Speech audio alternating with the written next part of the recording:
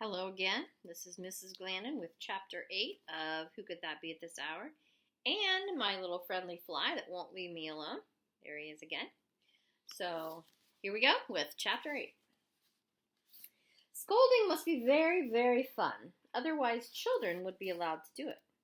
It is not, because children don't have what it takes to scold. You need only three things, really. You need time to think up scolding things to say. You need effort to put these scolding things in a good order so that the scolding can be more and more insulting to the person being scolded. And you need chutzpah, which is a word for the sort of show-offy courage it takes to stand in front of someone and give them a good scolding, particularly if they are exhausted and sore and not in the mood to hear it. S. Theodore Markson had all these things, plus a flowered nightcap over her wide, unrestrained hair. And when I opened the door of the Far East suite, she gave me a scolding I'm sure I don't have to describe. You have doubtless been scolded about being more careful with valuable objects, or not wandering off by yourself, or causing someone to be worried sick about you, even if they appear to have taken time out from being worried sick to take a bath and change into a nightgown. Your valuable object may not have been a statue of the abominating beast, and your wandering off may not have been dropping from a hawser into the trees below in the middle of a burglary, but otherwise Theodora's scolding of me was very much like all of the many scoldings all over the world. I stood in front of her and tried to make my face look like I was listening carefully, and waited for the question that indicates a scolding is over. "Don't you have anything to say for yourself?" she asked me. "What happened when you arrived at the Salis mansion?" I asked. "Mrs. Salis was not at home," she said, "and someone had told the officers Mitchum that we were burglars. If I had been foolish enough to have been holding the statue, I likely would have been arrested and put on the train to prison." "I saw the red light from the Mitchum's car," I said. "That's why I dropped into the trees, so that we wouldn't be caught. After the police questioned you, they found me, but with some help I managed to hide the abominating beast from them and drop it into the mailbox. We should receive it by morning." Theodora blinked back at me. "You promise?" I sighed. Every new promise was like something heavy I had to carry, with no place to put anything down. "Yes." "You're still on probation," she said. "Get in bed. It's late." I went into the bathroom to brush my teeth. It is good to brush your teeth when you are angry, because you brush harder and do a better job. I did not expect Theodora to understand what I had done, but I did expect her to be happier that I had gotten us out of trouble. But it didn't matter who was right and who was wrong, I told myself. You're still sharing a dreary hotel room with an unreliable chaperone. Snicket.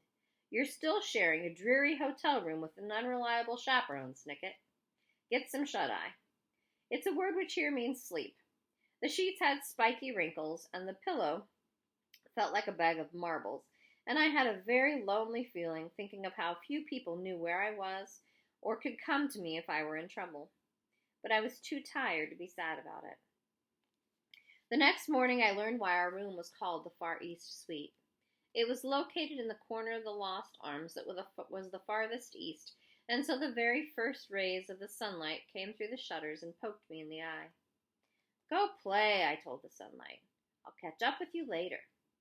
The sunlight insisted that I wake up right this very minute, so I sat up in bed and went into the bathroom to wash my face and change my clothes.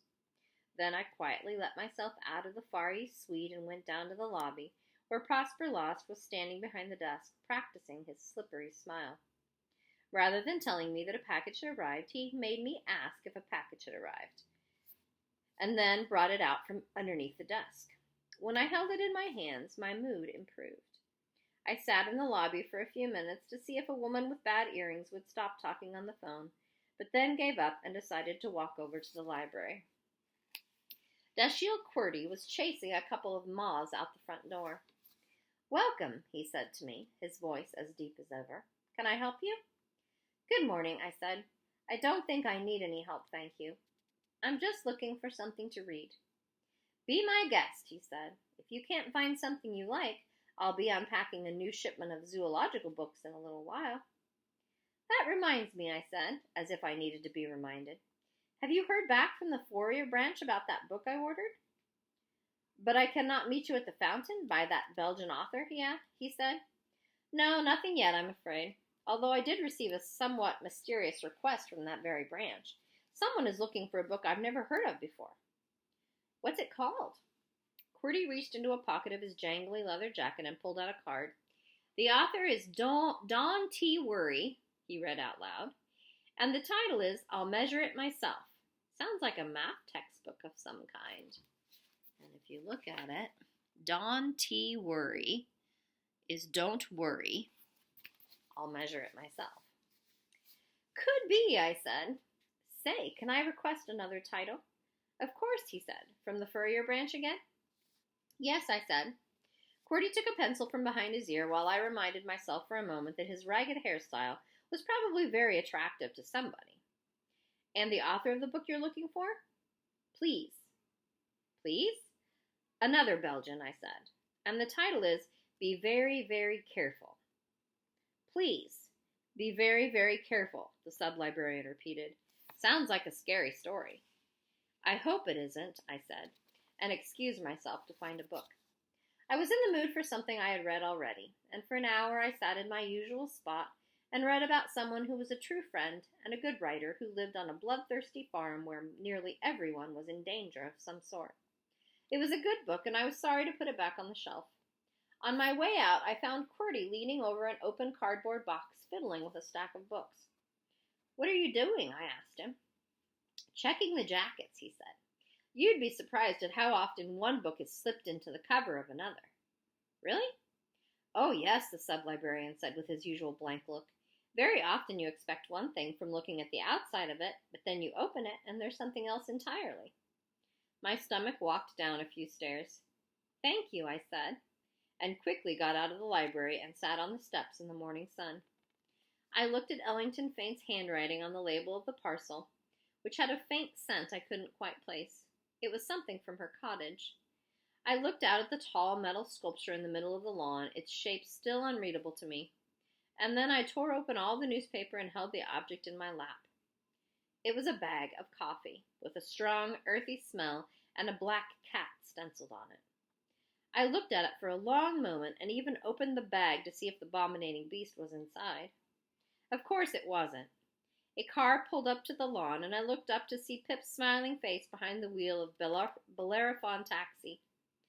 Good morning, friend, he called to me.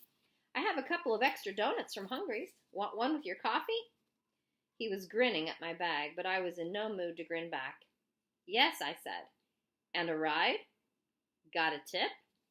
The Long Secret is a better book than the one that comes before it, I said, opening the back door. How's that? That'll do, Pip said, although Squeak and I have always preferred the one about the tap dancer and the lawyer. They're all good, Squeak squeaked from the floor of the car. Where are you going? The lighthouse again? That cottage near it, I said, as quickly as you can. Handkerchief Heights? Pip said, handing me a donut. There's nobody there, friend. Let's hope you're wrong, I said, and the taxi hurried down the quiet street. I looked out the window and chewed and tried to think. I like a donut, particularly glazed. It had been some time since I had read the one about the tap dancer and the lawyer. Ellington Faint had hardly glanced at the statue when it was right there on her table. I smoothed out the newspapers that had been wrapped around the bag of coffee and saw they were old pages of the Stained Lighthouse. There was an advertisement for a play performed by the Stained Players at the Stained Playhouse, some years earlier, starring an actress smiling in a faded photograph. The actress was playing the part of the heroine, Leslie Crosby. Her name was Dame Sally Murphy. She didn't look happy to see me either. By the time the taxi passed the Salas mansion, I was wiping the sugar off my fingers, but that was about all I knew about what I was doing. I thanked the Bellerophon brothers and told them I hoped their father got better soon, and then I ran through the trees until I was standing at the door of the cottage. I knew at once that Ellington Faint had gone. But Pip and Squeak, I knew at once that Ellington Faint was gone. Her suitcase was gone, and her music was gone. But Pip and Squeak were wrong. There was somebody there. The door was open, and Moxie Malahan was standing in the middle of the room. Lemony Snicket, she said to me, and stepped toward her typewriter. It lay ready on the table where I'd been offered coffee just the night before. What's the news, Moxie? I asked. You tell me, Moxie said. You're the one who called and told me to meet you here. I did no such thing. Snicket, stop fooling. I talked to you myself just a few minutes ago. You told me that you had the solution to the mystery of the abominating beast and to hurry down to Handkerchief Heights with my father. Is he here too? I couldn't wake him. What's going on? That wasn't me on the phone, I said, and tried to think. My first thought was that Stu had phoned pretending to be me because he seemed just like that sort of person. No, Snicket, I thought to myself, whoever called is interested in the abominating beast. But the only people interested in it are Theodora and Mrs. Salas, or, in other words, the woman who is going to help you steal it, and the woman who wants us to steal it in the first place. You're stuck. It makes no sense. Do you think someone was trying to lure us here? Moxie asked, looking around the cottage. They were trying to lure you and your father out of your home, I said. It's someone who's interested in that statue. They were hoping to steal it themselves while your house was empty. But my house isn't empty, Snicket. The trick didn't work, I said. But it doesn't matter. The statue's not there anymore, but whoever called doesn't know that. Do you know who it is? I shook my head. Well, someone's been lurking around, Moxie said. Handkerchief Heights is supposed to be locked up tight, but it looks like somebody's been living here. Somebody's been using the coffee pot. Somebody's been drinking out of the cups. And somebody lit a fire with the wood that was piled up outside.